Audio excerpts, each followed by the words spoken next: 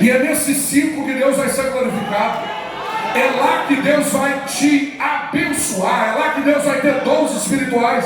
É que a gente não quer valorizar pequenas coisas, mas quando a gente valoriza pequenas coisas, Deus entra no meio, Deus aparece, Deus tem resposta.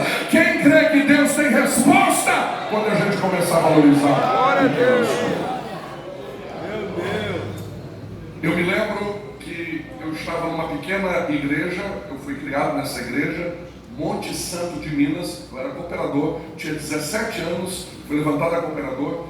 E eu fiquei bem assim na porta, que era uma reunião de obreiro. E o pastor falou no início da reunião: meus irmãos, o campo aqui é pequeno, temos poucos obreiros, e nós precisamos de um dirigente lá para a congregação do Coité. O Coité era um bairro tão terrível, que sabe qual é o slogan do Coité? Quem nasce no Coité era coitado. E ele falou: eu preciso de alguém para dirigir os cultos lá, porque lá é um ponto de pregação, não pode parar aquela obra.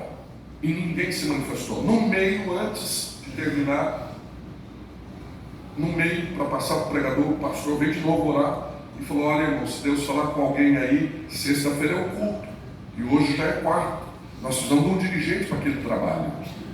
Mas ninguém se manifestou, a mensagem foi pregada. Quando o pastor está anunciando e fechando aquela reunião de obreiro, ele disse outra vez: irmãos, nós vamos orar agora. Se Deus tocar no coração de alguém, Deus quer levantar a gente aqui. E de repente é a porta que Deus está abrindo. Eu não esqueço dele falar isso.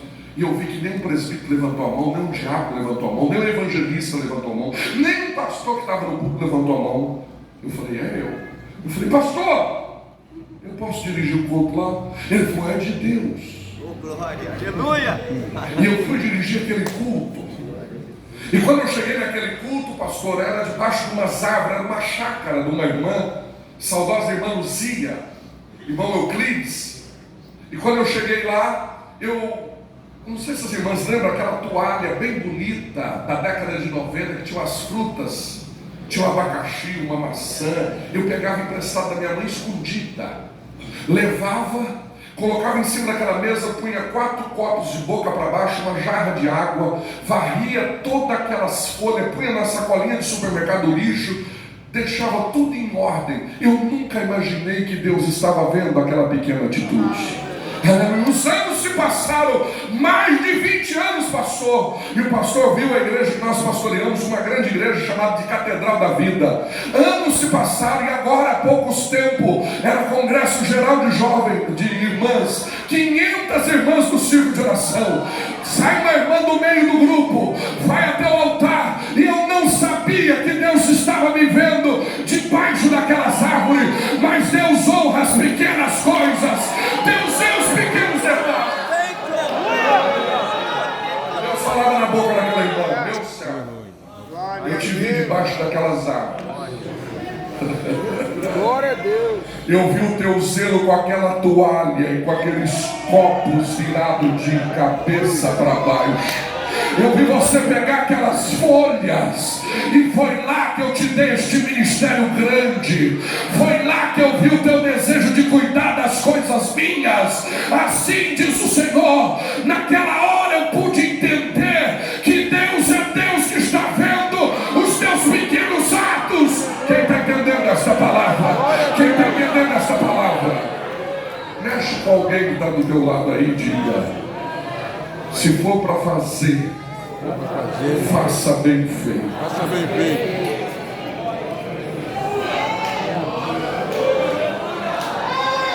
Aleluia! Glória a Deus! O que me encanta de Jacó neste caminho da obediência é que o caminho da obediência não dá para andar com um grupo. Ele sai sozinho. Não tem aplausos. Não tem gente olhando e dizendo: vai, vai. O caminho da obediência é solitário. Parece que está todo mundo na contramão da lógica e você está indo, está indo. Parece que está todo mundo dizendo e você parece que está até perdido. Não está perdido. É o caminho da obediência solitário. Mas olha o detalhe. Olha o capítulo E quando ele chega, ele está no caminho solitário, está sozinho. Ele valoriza uma pequena. E agora ele sonha. E ele vê uma escada que estava posta da terra, cujo topo tocava onde? Olha o texto. E eis que os anjos de Deus faziam o quê? Subiam e desciam por ela. Os anjos faziam o quê? Subiam e desciam por Está ela. errada essa localização angelical. Não é certo. Era para anjo descer para depois subir. Agora o texto está dizendo que os anjos você achou que no caminho da obediência você ia estar sozinho?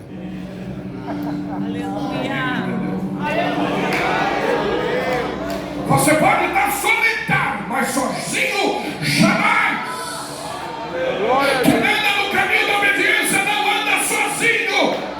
Tem um Deus na tua dianteira, tem um Deus guardando, tem um Deus te protegendo, tem um Deus te abençoando.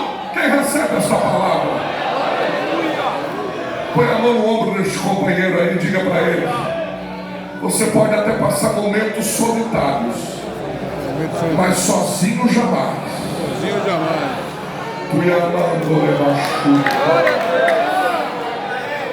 Ele está na tua dianteira, ele está dizendo: não temas, eu sou teu Deus. Não te assombres, eu sou teu refrigério.